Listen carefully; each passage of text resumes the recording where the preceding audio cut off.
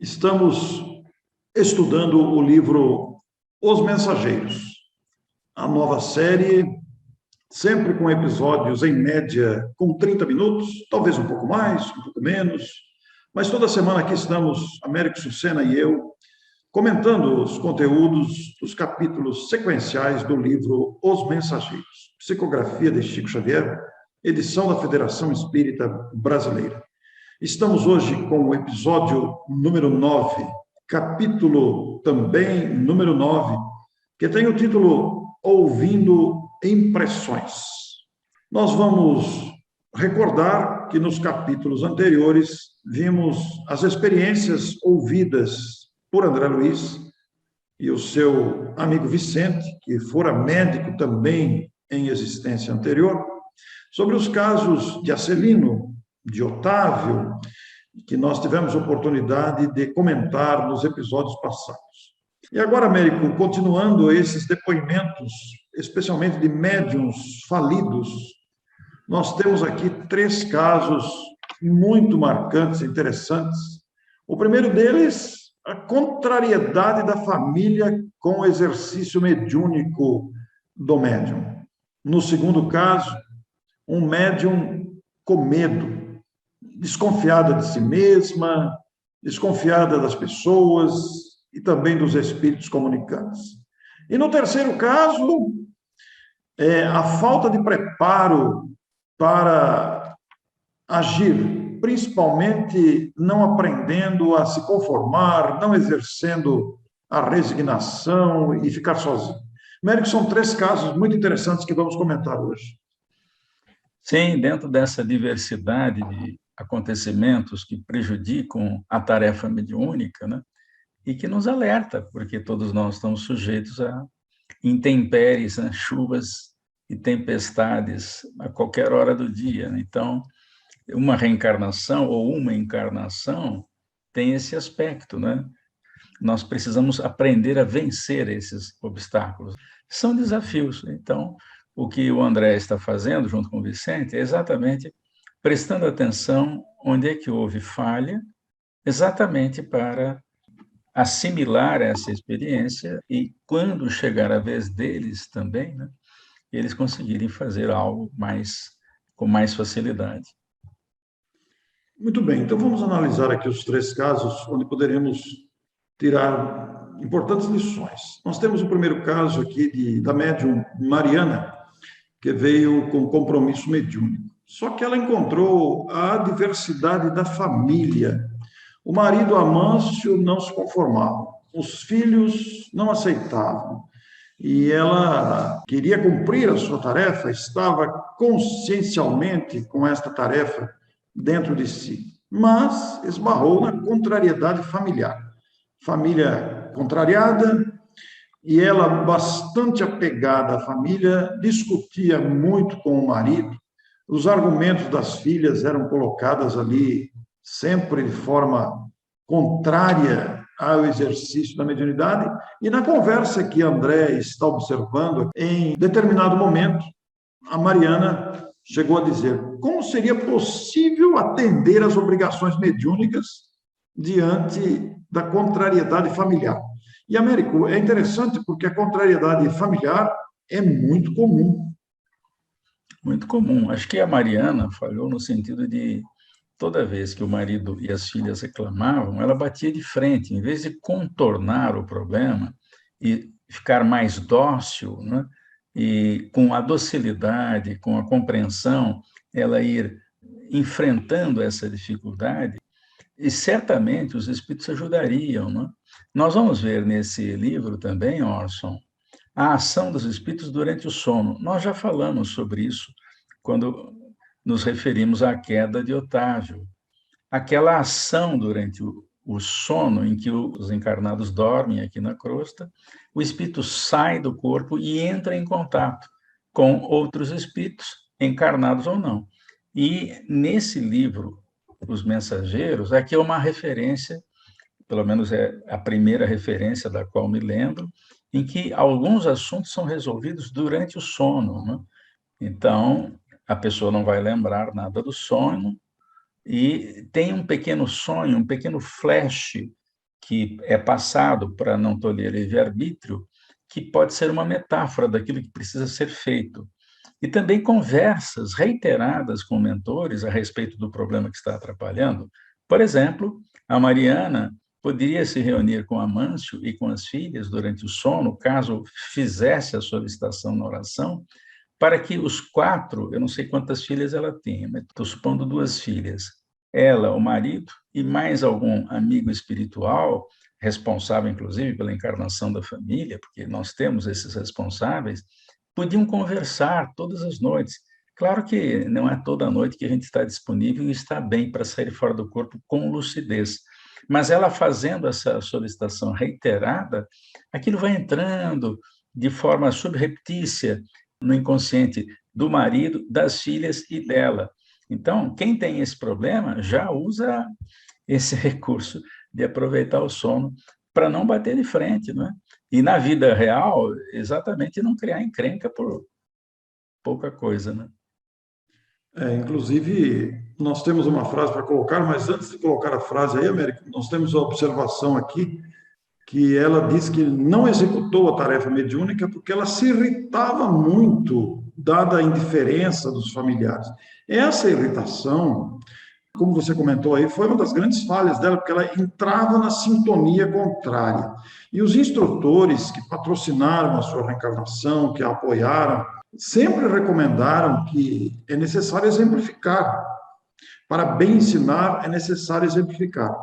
E a senhora que estava conversando com ela e que André está acompanhando ali a conversa, ouvindo, tem uma frase bonita aí para você colocar, porque vale para todos nós. Ela disse duas coisas. A primeira, que ela talvez pudesse conquistar o entendimento do esposo e a colaboração afetuosa das filhas se trabalhasse em silêncio, mostrando disposição sincera para o sacrifício, conversando adequadamente, sem brigar. Ela não fez isso. E depois, essa senhora emenda uma frase que vamos colocar aqui para fixar o aprendizado. Nossos atos são muito mais contagiosos que as nossas palavras. Ou seja, o blá, blá, blá não é tão contagioso quanto o exemplo em si. Como ela usava muito blá, blá, blá agressivo contra o marido e contra as filhas, ela acabou não fazendo o que estava previsto na sua reencarnação. Então, essa lição, para quem ouvir ou ler o livro, nesse capítulo, não tem desculpa. Isso tem saída.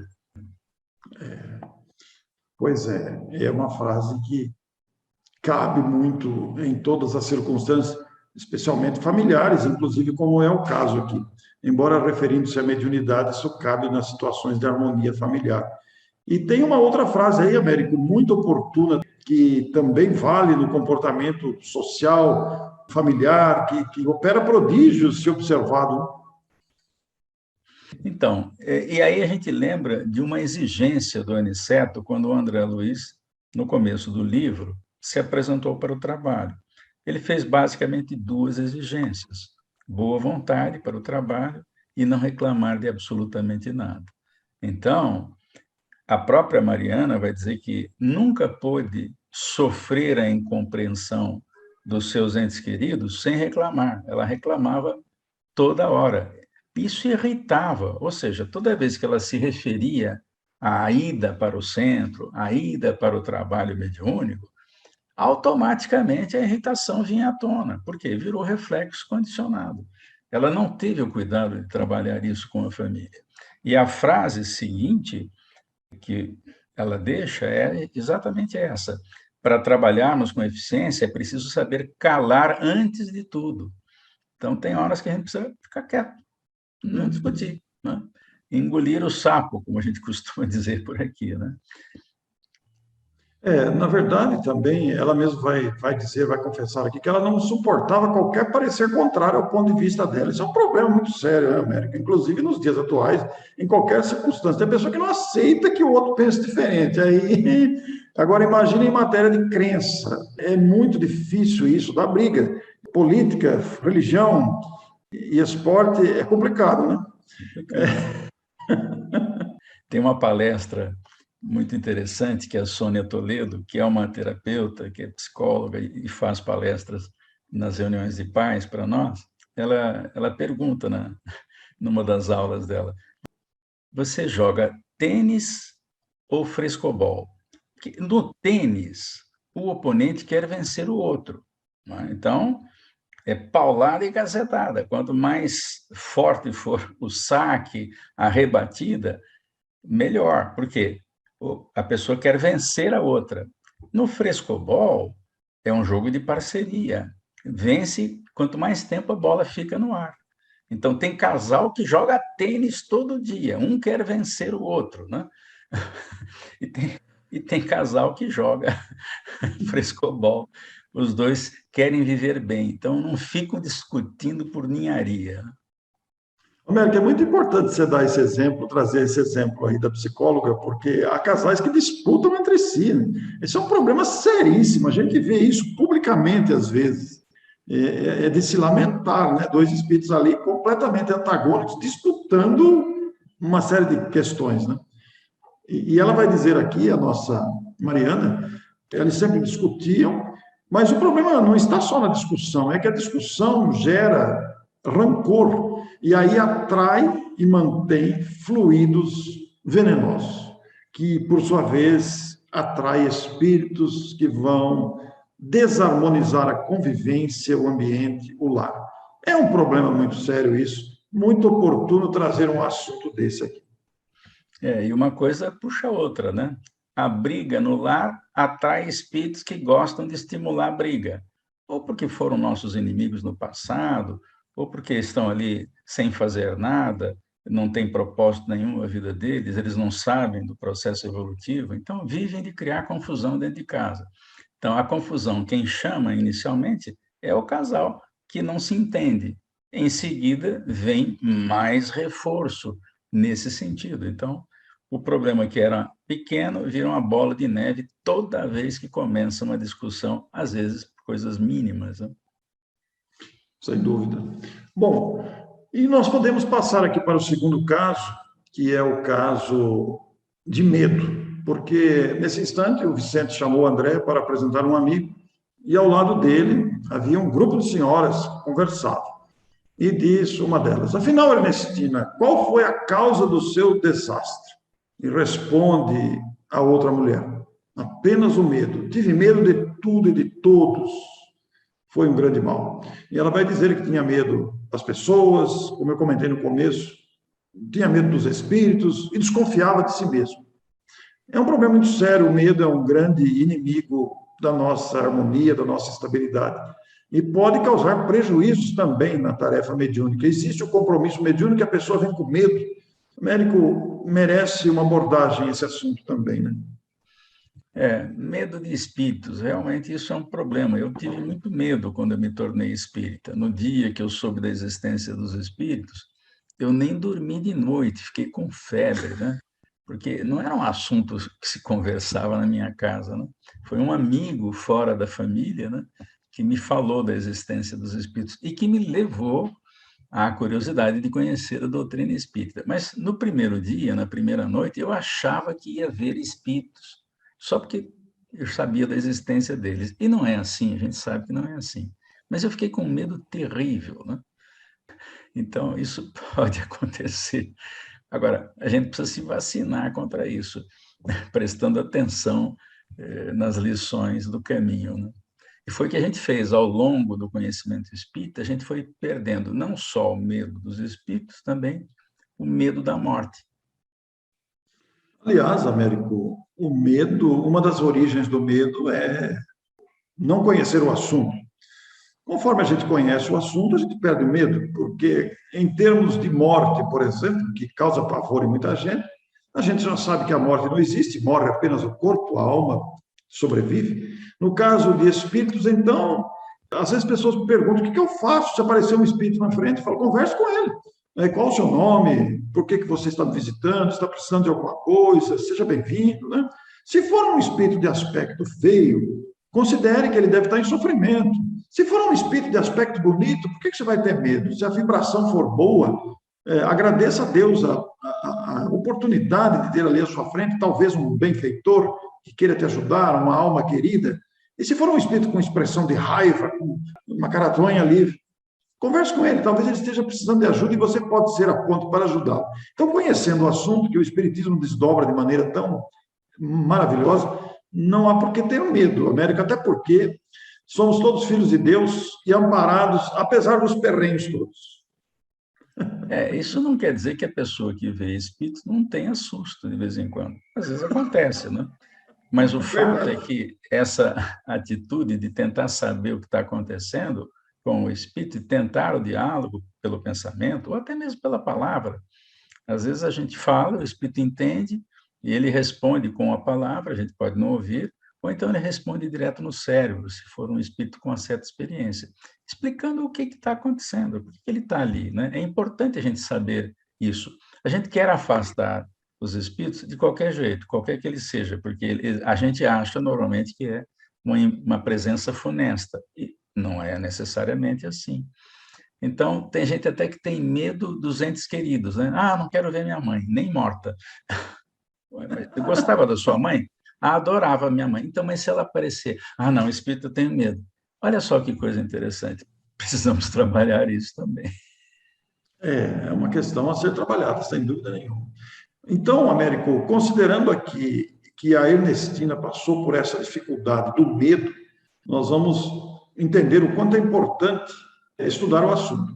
E ela também foi preparada para isso, Américo. Ela deveria buscar se integrar mais, conhecer para vencer o medo. Contou com a assistência dos espíritos e também esse preparo para a reencarnação prevê, e ela foi instruída sobre isso, sobre os elementos contrários à execução da tarefa, inclusive o medo é um deles. Interessante que, segundo essa senhora que estava conversando com ela, a Ernestina era uma das melhores alunas do curso de preparação para fazer a tarefa mediúnica na Terra, ainda na vida espiritual. Veja, as notas melhores, o melhor desempenho não significa, às vezes, que a pessoa vai vencer a experiência terrestre. Isso é comum na Terra também. Não são os alunos de melhores notas, às vezes, que conseguem um razoável desempenho na sua encarnação. Então, isso depende de outros fatores, né? Agora, se não preparar nada, bem, aí a chance de erro é muito maior. Então, mesmo fazendo o preparo que Ernestina fez, ela teve dificuldades com relação a medo. E afastou-se da tarefa, porque ora era medo de que houvesse uma mistificação, ora era medo de ver espíritos, ora era medo de ser intermediária de um espírito mal intencionado. Então, tinha medo de tudo, acabou falindo na tarefa. Né? E o bom desempenho, Américo, você se referiu ao bom desempenho, não significa conquista do espírito. Diante de uma situação nova, aquele desempenho pode sofrer abalos, como é o caso aqui. Ela foi preparada, veio ao mundo para o próprio aprimoramento, no entanto, as circunstâncias desfavoráveis fizeram-na fracassar na tarefa mediúnica. Inclusive, tem uma frase aí muito oportuna para esse momento que o Américo vai colocar para nós. A amiga da Ernestina achou que foi uma infantilidade da parte dela, porque acabou esquecendo na esfera carnal o maior interesse da alma, que é realizar algo útil para o bem de todos, com vistas ao progresso e à eternidade. Né? Mas a frase que está abaixo, que é muito interessante, e é uma síntese disso tudo, nós não vamos ao mundo físico para descanso injustificável, mas para lutar por nossa melhoria, a despeito de todo impedimento fortuito. Toda pessoa que reencarna com determinada tarefa, ela vai ter obstáculos. Quem conhece minimamente a obra de Francisco Cândido Xavier e de Valdo Pereira Franco e outros por aí, vai ver que a vida é cheia de percalços. Quem lê livros biográficos, principalmente do Chico, tem muito livro biográfico, né? Vai ver quanta dificuldade ele teve que enfrentar. Até os espíritas que são contra o Chico Xavier, ele teve que enfrentar. Né? Então, mas ele venceu. Ele não foi unanimidade, entre os próprios espíritas. É muito interessante essa questão, né? Sempre tem aqueles que não concordam, contrariam e atacam, agridem, infelizmente acontecendo até os dias atuais, né? Realmente. E agora ele está aí, ele nunca se defendeu e agora não está aí para se defender. Mas os fatos mostram a dificuldade que todo trabalhador do bem enfrenta, não necessariamente mediunidade, mas na mediunidade isso é ainda maior. Maior. Porque tem a ação dos espíritos, né, Orson? A gente não pode esquecer disso. Tem a ação dos espíritos. Américo, agora o terceiro caso aqui do capítulo talvez seja o mais interessante do capítulo. Os dois anteriores são muito instrutivos, mas esse terceiro aqui me chamou muita atenção. O nosso personagem aqui veio para a tarefa mediúnica e, no seu planejamento reencarnatório, a esposa seria o sustentáculo da sua tarefa. A companhia dela, a presença, a convivência conjugal era realmente a força, a energia para o equilíbrio da tarefa. E realmente ele cumpriu a sua tarefa até o ponto em que houve a desencarnação da esposa. Aí começou o fracasso. Foi aí que ele faliu na tarefa mediúnica, porque quando ela desencarnou, faltou o amparo da esposa. Enquanto ela estava com ele, era o equilíbrio das suas forças psíquicas.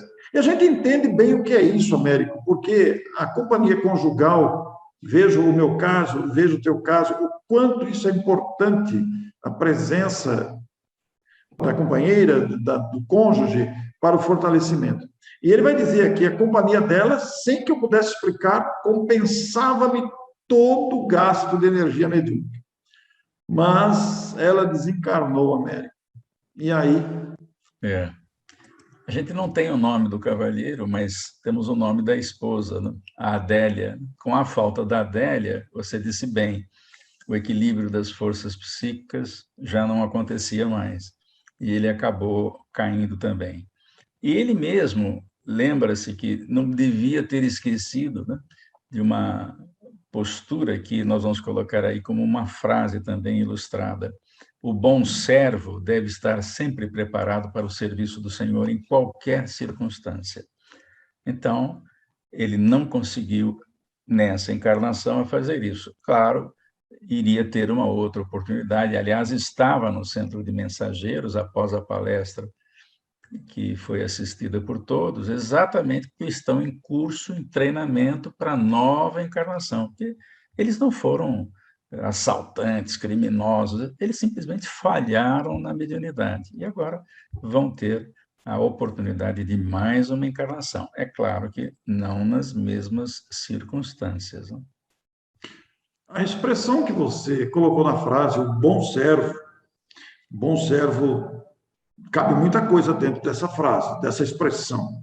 Agora, a frase se completa dizendo que o bom servo deve estar preparado para o serviço do Senhor em qualquer circunstância. Esse qualquer circunstância abarca um universo de contrariedades, de adversidades de todo tipo que o bom servo deve estar preparado. Bom, se nós desejamos cumprir bem a tarefa, a gente tem que estar preparado para decepções, preparado para a diversidade, para contrariedades. No caso desse personagem aqui do Cavalheiro, a mulher desencarnou e ele se viu desamparado. E resolveu casar de novo, Américo. Resolveu casar de novo, não estava no programa do segundo casamento. E aí teve um outro problema. Essa mulher também estava ligada a entidades malfazejas, né? A segunda esposa. Né? E aí os desvarios da mulher e as perversões dela, do ponto de vista sexual, acabaram levando de roldão e atraindo outros espíritos para essa confusão com o casal. Então, acabou não dando certo, mas foi um prejuízo ainda mais. Portanto, as escolhas que nós fazemos, caso a gente precise fazê-la, de um outro cônjuge, com ausência daquele que está conosco, a gente tem que pensar muito antes disso, porque às vezes se cria um problema ainda maior. Né? Isso não é impedimento, a gente tem o direito de buscar uma compensação, como diz ele mesmo aqui, uma compensação psíquica, isso pode ser necessário. mas a gente tem que tomar muito cuidado com atitudes, conhecer bem a pessoa, não é? Exatamente para não levar para casa uma encrenca ainda maior. Pois é muito interessante isso, porque na convivência comum, marido e mulher, é inevitável a influência de um sobre o outro. E se o outro está mal acompanhado, se o outro está sintonizado, não tem como, Américo, é inevitável isso. E no caso dele, que foi um desastre esse casamento, esse segundo casamento, que o fez falir na tarefa mediúnica, porque se vinculou a entidades malfazejas, ele vai dizer também que ele não aprendeu a ciência da conformação e nem se resignou a caminhar sozinho. Ele não suportou essa prova e não aprendeu a se conformar com a diversidade da chamada perda, entre aspas, da esposa. E aí não quis ficar sozinho e, como você disse, arrumou uma confusão. Saiu correndo atrás de uma substituição e colocou no lugar alguém que não tinha os mesmos interesses dele. Isso já é uma preocupação muito grande, né? Então, são exemplos para todos nós, né? Todos nós estamos sujeitos a perdas e uma recomposição familiar. Isso é possível, não tem problema nenhum. Só que devemos estar atentos a esses pequenos detalhes aí, porque a gente não sabe a experiência que essa pessoa teve lá atrás. Ela pode estar realmente ligada a entidades diferentes da maneira pela qual a gente entende a vida, e aí a gente arranja uma encrenca muito grande. São as 3 experiências desse capítulo que André Luiz nominou Ouvindo Impressões. Realmente ele está acompanhando impressões trazidas por outras experiências e outros médiuns que se consideram falidos, trazendo aqui para a nossa apreciação. É uma advertência para nós, porque são situações que podem ocorrer com qualquer um. Veja você que contrariedade à família, medo, despreparo com a desencarnação da alma que o sustenta psiquicamente. Então, são exemplos. E isso vai continuar, Américo. No próximo capítulo temos mais uma experiência. A experiência de Joel, particularmente, eu gosto muito. E também a outra, no capítulo seguinte, tem também o Belarmino. A história do Belarmino é muito interessante, porque ele era esclarecedor de espíritos. E é muito interessante a gente entender o que aconteceu com ele para evitar que a gente faça coisa parecida. Muito bem. Então, na próxima semana temos o capítulo 10. Olha como está passando rápido os mensageiros. Já com o capítulo 10, nós vamos ouvir aqui a experiência de Joel. Até a próxima, então. Muito obrigado pela sua presença e por acompanhar conosco esses estudos. Até lá. Até lá.